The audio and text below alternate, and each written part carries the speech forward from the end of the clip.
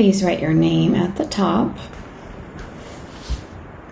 My address. So now we are going to practice writing our own address. So you write your address. There are 2 sections here, and we're going to write it 2 times. So just for practice.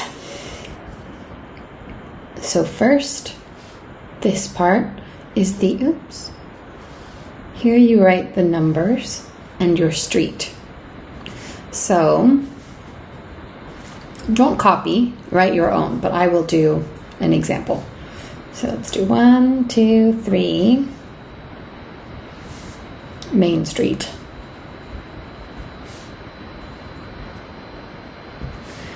I write this, not you. You write your address. So then, if you live in a house, you finished here. If you live in an apartment, write your apartment number. So let's say I live in apartment D, 201. Next, city. Let's say I'll do my city, Seattle.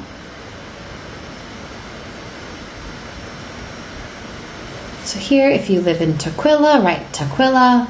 If you live in Federal Way, write Federal Way. If you live in Kent, write Kent, and so on. State, everybody, we live in Washington. And then your zip code. This is 5 numbers. My zip code is 98115. So you write your address. Don't copy this, but this is the shape. So here you write your numbers and the street. Here you write your apartment number. Here you write your city. Here you write your state, which is Washington in short. Washington, the short one is WA. And then your zip code. And then here you just copy the same thing again. So 1, 2, 3, Main Street. I like to have students practice their address a lot because you have to write it a lot on forms.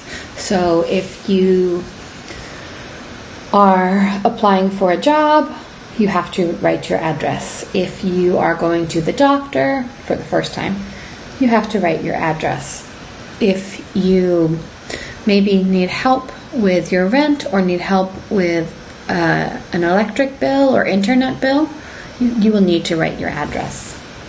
So I'd like to practice. So 123 Main Street, apartment I wrote was D201, city,